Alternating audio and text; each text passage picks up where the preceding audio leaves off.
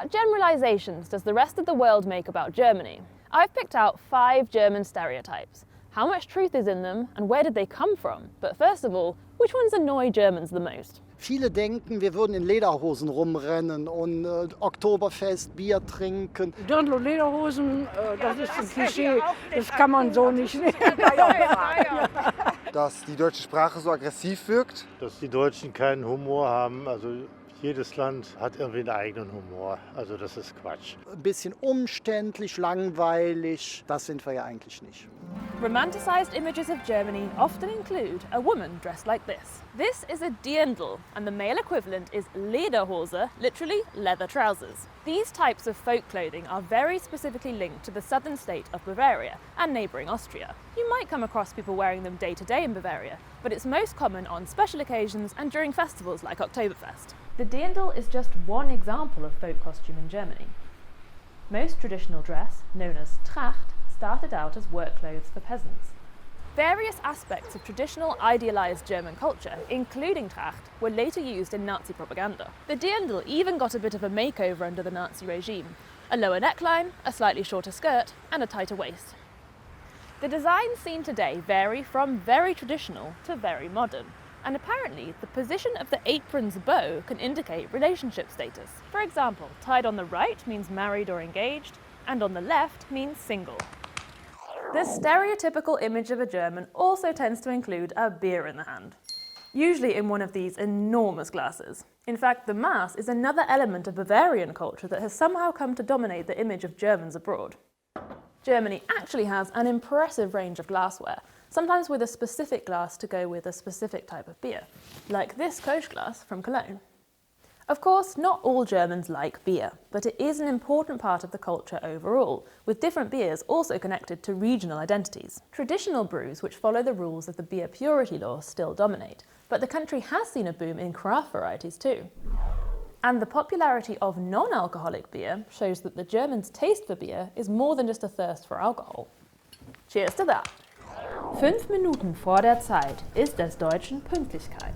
So goes the German saying, which means that punctuality in Germany means arriving 5 minutes early. Well, whoever decided this forgot to tell the trains. It's practically a national sport here to moan about train delays, and after 4 years of commuting, I'm well and truly on board, so to speak. But a lot of German people do pride themselves on being on time, and punctuality is a characteristic you see again and again attributed to the Germans. So where did this punctual reputation come from? Let's talk to a time expert. Die Preußen waren sehr erfolgreich in der Vertaktung von Mensch und Maschine. Die protestantische Ethik, eben der Fleiß, der Gehorsam, die Pünktlichkeit als Tugend, die hat auch viel dazu beigetragen. Haben die Deutschen allgemein ein gutes Verhältnis zu der Zeit? Da ist jetzt die spannende Frage, was heißt gut? In Deutschland ist der Begriff Zeit häufig mit so einem Muss verbunden. Zeit ist etwas, das kann ich eben organisieren, sparen, in den Griff bekommen. Ich muss sie managen. That brings us on to the next stereotype, German efficiency, which gets a big thumbs down from me. A dictionary definition of efficient is working or operating quickly and effectively in an organized way. Okay, so the Germans might have the organization part down, but speed and effectiveness, not so much. Did you know it took 632 years to finish building the Cologne Cathedral? A more modern case study that brought global visions of German efficiency crashing down was the new BER airport in Berlin, a project plagued with problems from the get-go. It finally opened in 2020, billions of euros over budget and 10 years behind schedule, just in time for the coronavirus to hit, bringing most air traffic to a standstill. Interestingly, it often seems that the Germans' love of precision and planning actually gets in their way. If Germany ever wants to live up to its efficient reputation, it's going to have to break up with bureaucracy. What was it Mark Twain apparently said? A German joke is no laughing matter. Bit harsh, Mark. Personally, I know plenty of funny Germans, and I think most people appreciate good comedy, right? However, what is sometimes missing from the comedic toolbox here is the ability to take things a little less seriously and have a good old laugh at yourself. But don't take my word for it. Let's talk to someone who knows a lot about the German relationship with humour. Gail Tufts is a comedian from the United States who's been in Germany for more than 30 years. This country is the size of Texas, but it is incredibly regional, and not just with accents, but also with what they eat, what they drink, and when they laugh. The people who come from the Rhineland, they're ready to laugh. They're ready to have a good time. They're the party people of this country. And then the Berliners have seen everything because it is the cultural capital of this country. So they'll all sit back and say, well, tell me about it.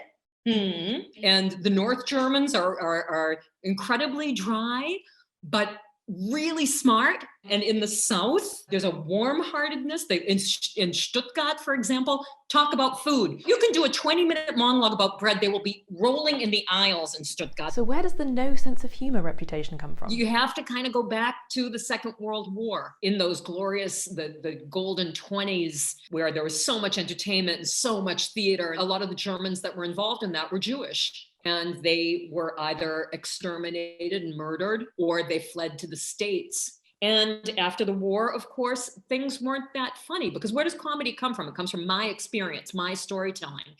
And I think there was an entire generation that it was very difficult to find the humor in anything. Although once the 50s, 60s started, there were some great German comedians. Loriot, for example.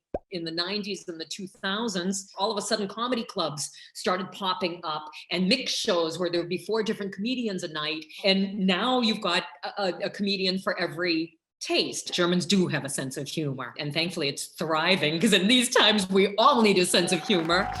I'd love to know how many of these things are part of your image of Germany, and which stereotypes from your country get on your nerves the most. Leave us a comment.